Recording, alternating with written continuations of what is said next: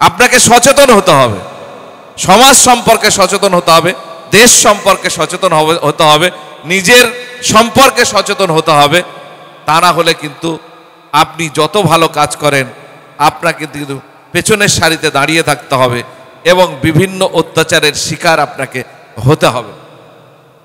সচেতনতা কোন জায়গায় বেশি বেশি করে দেখাতে হবে? 5 বছর পর পর ভোট আসে। আমরা আজ পর্যন্ত অনেক মুসলমান প্রার্থী, দলিত প্রার্থী ভোটে জিতিয়ে আমরা বিধানসভার মধ্যে পাঠাই, কিন্তু প্রকৃতপক্ষে সেই সমাজের কথা, সেই জাতির কথা, সেই পার্টিকুলার জায়গার কথা তারা কিন্তু গিয়ে তুলে ধরে না। তারা ভোট নেওয়ার সময় হাতে পায়ে ধরে আপনার কাছে আসে, আর ভোট ফুরিয়ে গেলে আপনার কথা ভুলে যায়। বেমালুম আপনার বিধানসভাতে গিয়ে কথা বলার মতো, আপনার দুঃখ যন্ত্রণা বেদনার কথা তুলে ধরার মতন তাদের মন মানসিকতা থাকে না। আমরা এই টাইমের মধ্যে যা দেখতে পাচ্ছি, ভাঙড় থেকে একমাত্র বিধায়ক, আইএসএফ এর বিধায়ক বঞ্চিত অসহায় মানুষের কণ্ঠ হিসাবে বিধানসভার মধ্যে প্রতিনিয়ত গলা ফাটিয়ে চিৎকার করে আপনাদের অধিকারের কথা সোচ্চারে বলার চেষ্টা করছে, আদায় করার চেষ্টা করছে। আর বাকিরা একদিনও আপনি দেখতে পাচ্ছেন না যে আপনার যন্ত্রণার কথা ওখানে তুলে ধরছে।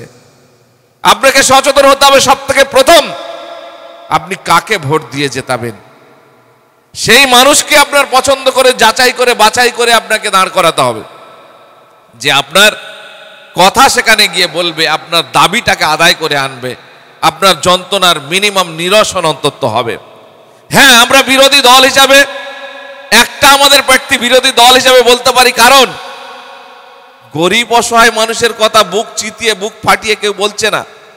অন্য পলিটিক্যাল দল তাদের প্রার্থী বেশি থাকলেও, বিরোধী দলের আসনে তারা আইনত থাকলেও তারা আমার আপনার যন্ত্রণার কথা যেভাবে বলার দরকার ছিল সেভাবে তারা বলছে না।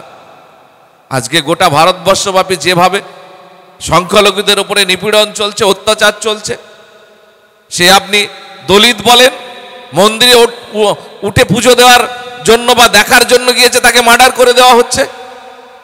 আর এখানকার সবথেকে বৃহৎ সংখ্যালঘু সম্প্রদায় ভারতবর্ষের মুসলমান, তাদেরকে প্রতিনিয়ত অত্যাচার করা হচ্ছে, রাস্তাঘাটে ধরে মারা হচ্ছে, গোমাংস খাওয়ার নামে হত্যা করা হচ্ছে।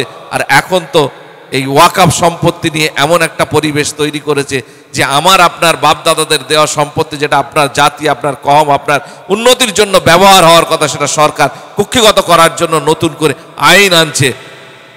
এখানে বিরোধী দল যারা আপনার ভোটের সময় আসে আর বলে যে আপনার বাঁচার জন্য আমায় একমাত্র রাজনৈতিক দল, আমাকে ভোট না দিলে আপনি বাঁচতে পারবেন না, সেই রাজনৈতিক দলের ওখানে প্রতিবাদ করা বাদ দিয়ে তারা ওয়াক আউট করে বেরিয়ে এলো। মানে বাংলা ভাষায় যাকে বলে ভোটাভুটি হচ্ছে যে এই আইনটা পাস হবে কি না হবে, আমি সেখানে সোচ্চারে প্রতিবাদ করব, বাধা দেব, যাতে না হয় অন্যায় আইন পাস। সেসব না করে সেই সভা থেকে বেরিয়ে চলে যাচ্ছে যে না আমরা এখানে থাকবো না। তার মানে অলিখিতভাবে আপনাকে সমর্থন দিয়ে গেলাম যে আপনি আইনটা পাস করিয়ে দেন। আর পশ্চিমবঙ্গের বুকে এসে আমার আপনার বাড়ি বাড়ি রাস্তাঘাটে মিটিং করে বলছে যে আমরা আপনার ওয়াকফ বাঁচানোর জন্য লড়াই করছি। এই দ্বিচারিতা কতদিন চলবে? আপনি সচেতন না হলে এই দ্বিচারিতা চিরকাল চলবে, আপনাকে অন্ধকারে রাখা হবে এবং আপনার ভোটটাকে নিয়ে চিরকাল আপনাকে পিছনের সারিতে বসিয়ে রাখা হবে। জীবনে আপনি কোনোদিন সামনের সারিতে আসতে পারবেন না। সেই কারণে বলছি আপনাকে সচেতন হতে হবে, শিক্ষিত হতে হবে।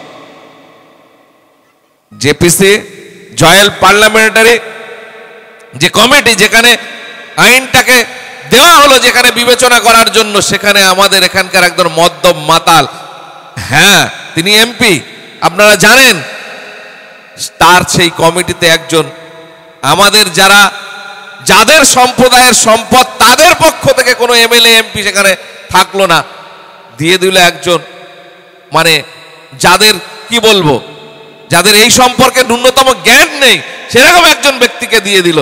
সে সেখানে বিরোধিতা করা বাদ দিয়ে একটা বোতল, কাঁচের গ্লাস মেলাস ভেঙে হাত কেটে বাড়ি এসে দেখাচ্ছে যে আমি বিশাল প্রতিবাদ করেছি। এ ধোঁকাবাজি কতদিন চলবে?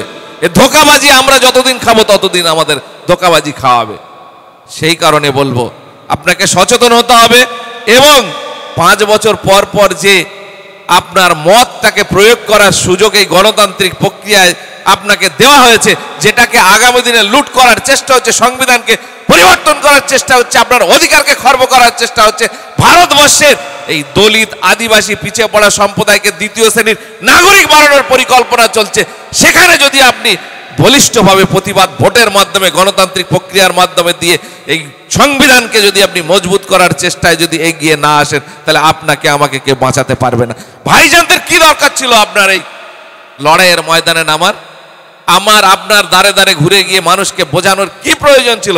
উনি তো ওখানে বসে থাকবেন, গদিতে বসে থাকবেন, আমাদের হাজার হাজার মানুষ সেখানে যাবে, হাতে মোসাফা করে যে মানে কি বলে যে হাদিয়া দেয় বা মোসাফা করে যে করে, সেই পয়সায় ওনাদের সারা জীবন খুব আয়েস আরামে কেটে যাবে। কারোর সঙ্গে কোনো ঝুট ঝামেলায় যাওয়ার দরকার নেই। ওনাকে আজকে অনেক নোংরা কথা শুনতে হচ্ছে, অনেক বাজে গালিগালাজ দিচ্ছে। কেন পীরের আওলাদরা রাজনীতির ময়দানে আসবে?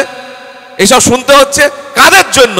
আজকে সমাজটা অন্ধকারে দিনের পর দিন নিমজ্জিত হয়ে যাচ্ছে, আর নিষ্পেষিত হচ্ছে, নিপীড়িত হচ্ছে, অসহায় বঞ্চিত মানুষগুলো দেখে কোনোদিন সচেতন ব্যক্তি, সদয় প্রাণ ব্যক্তি কেউ চুপচাপ বসে থাকতে পারে না।